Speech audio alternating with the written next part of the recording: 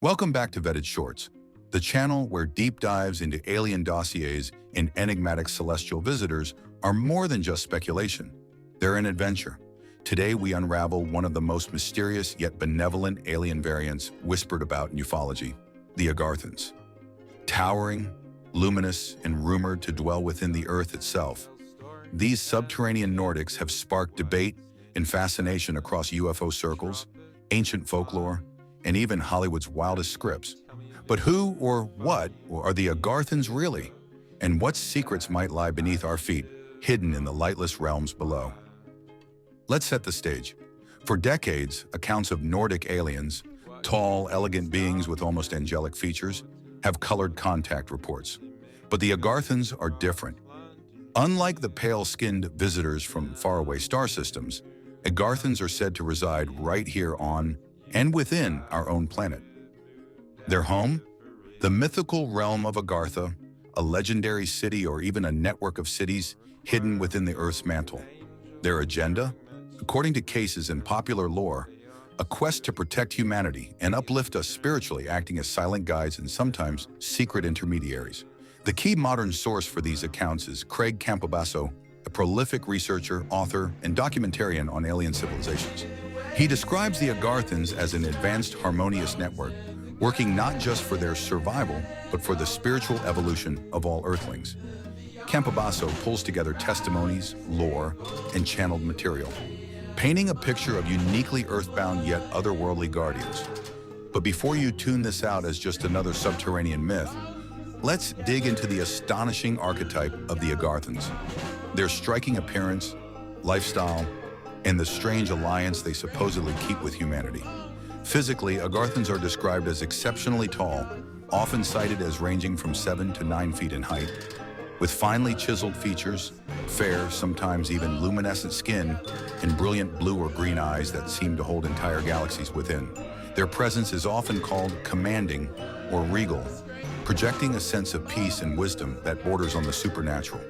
Their realm, Agartha, is imagined as an advanced subterranean paradise, filled with crystalline architecture, radiant gardens, and technology so seamless it appears almost magical. According to the lore, Agartha is part of a much larger network of subterranean cities, all interconnected by vast tunnels, sometimes called the Inner Earth Highway. How did such a civilization come to be? Theories and stories vary. Some claim these are survivors of ancient lost civilizations like Lemuria or Atlantis. Others say Agarthans are an evolutionary offshoot, a hidden branch of humanity that took refuge underground eons ago, developing both physically and spiritually in ways we surface dwellers can scarcely imagine. A compelling twist. Agarthans are said to have mastered not only high technology, but also the realms of consciousness. Their society is built on spiritual advancement, mental clarity, and a harmonious relationship with cosmic energies. This isn't merely a civilization of brilliant engineers. It's a culture where meditation and telepathy are as common as walking and talking. Many accounts describe Agarthans as being able to read thoughts, communicate without words, and even project themselves astrally anywhere in the world. It's a power often reserved for ascended masters in Eastern mysticism, but here it sits at the heart of their daily existence. But what about their agenda? Why hide beneath the surface, and why interact, if at all, with humanity? According to Campobasso and other researchers, Agarthans see themselves as stewards of Earth, protectorates of planetary balance. They intervene rarely and only when cosmic or ecological catastrophe threatens not just their realm, but the whole biosphere. This might sound familiar, echoing ancient myths of gods or demigods residing beneath mountains or underground lakes, emerging to guide or rescue humanity in times of need. Think of the Tibetan Shambhala, or the Norse concept of Svartalfheim. Overlapping myths from every continent suggest a hidden, enlightened presence below the world's feet. Let's get a little speculative. Could ancient sightings of white-robed, luminous figures be early encounters with Agarthans? Some researchers connect these tales to tall whites in UFO lore, suggesting a continuous, concealed relationship spanning centuries. But wait, there's a twist. The Agarthans aren't the only entities said to dwell beneath the Earth. Stories abound of more sinister types, like the infamous reptilians or goblin-like beings. Some legends suggest an uneasy truce or even open conflict between enlightened Agarthans and more malevolent subterranean dwellers.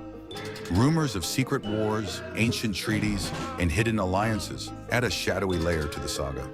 If Campobasso's sources are to be believed, the Agarthans have prevented more than one apocalyptic event by keeping less benevolent forces underground, pacified, or contained. What about access to Agartha? Throughout the centuries, legends have told of hidden portals, caves, deep boreholes, even polar openings. Campobasso notes accounts of military expeditions, scientists, and mystics stumbling onto these entrances, only to be politely but firmly turned away by tall, glowing sentinels.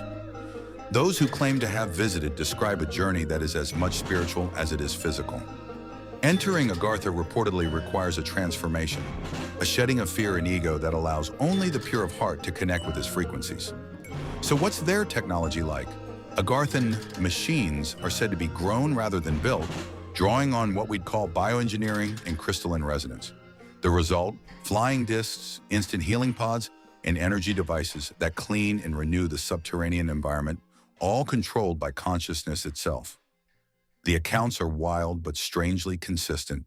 Witnesses, from channeled psychics to former government insiders, describe Agarthan equipment as alive, responding to thought and emotion. Even their food is said to be pure light, grown in mineral-rich gardens and sustaining their physical forms without the need for traditional agriculture or livestock. One of the most haunting aspects of Agarthan lore is their purported connection to surface humanity. Some reports say they work as silent partners with world leaders, delivering warnings, gentle nudges, and advanced concepts through dreams, visions, or carefully mediated encounters. Others believe Agarthans are behind mysterious disappearances or the sudden genius of certain inventors, guiding humanity's progress from the shadows, occasionally borrowing individuals for advanced spiritual training, only to return them subtly changed. But here's one of the story's greatest twists. According to Campobasso and other ufologists, Agarthans are not confined by time or our physical understanding of reality. Their mastery of consciousness allegedly allows them to manipulate time and space, making them, in a sense, interdimensional as well as subterranean. This would explain how legends of underground gods span every era, popping up in distant epochs and then vanishing as suddenly as they arrived. Yet despite their apparent power, Agarthans remain resolutely benevolent. Their approach is gentle, more guardian angel than overlord. When they do reveal themselves, it's often in times of crisis and always with a message of unity, compassion, and planetary stewardship.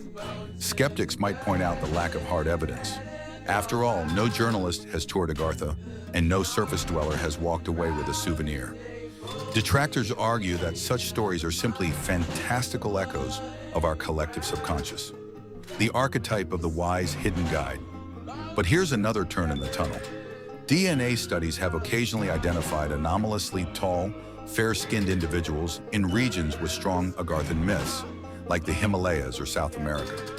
Cryptic references in Tibetan, Andean, and Hopi traditions describe encounters with star beings or inner earth people, always echoed by similar physical and spiritual traits. If nothing else, the Agarthans represent an enduring human longing that someone somewhere watches over us, rooting for our evolution and ready to lend divine aid when we need it most.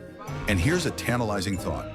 What if the Agarthans are not simply ancient humans or offshoot aliens, but a hybrid race developed over millennia in isolated sanctuaries, carrying within them the DNA of lost worlds and the keys to humanity's future? Or is the Agarthan myth a form of psychological projection, a story we tell ourselves about the possibility of enlightened guidance when, in truth, we must become our own Agarthans? The mystery only deepens when we consider the broader context of subterranean anomalies, hidden tunnels, inexplicable seismic readings, and ancient texts that hint at greater realms beneath the world's crust.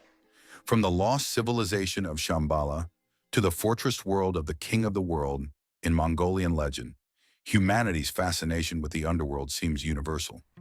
Campobasso notes that if the Agarthans are truly real, their decision to remain hidden is not born of fear, but of wisdom.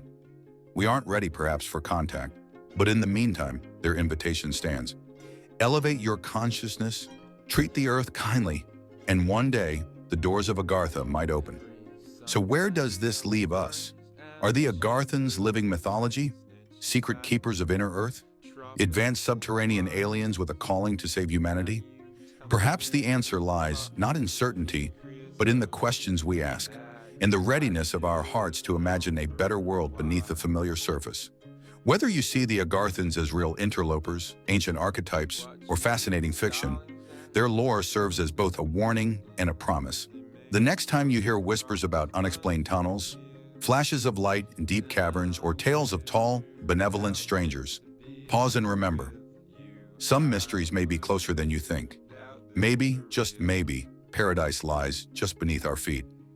We're living in an era of discovery where old myths crawl back into the light alongside new technology, where what was once fantasy is reconsidered through the lens of quantum physics and consciousness studies. So what do you believe?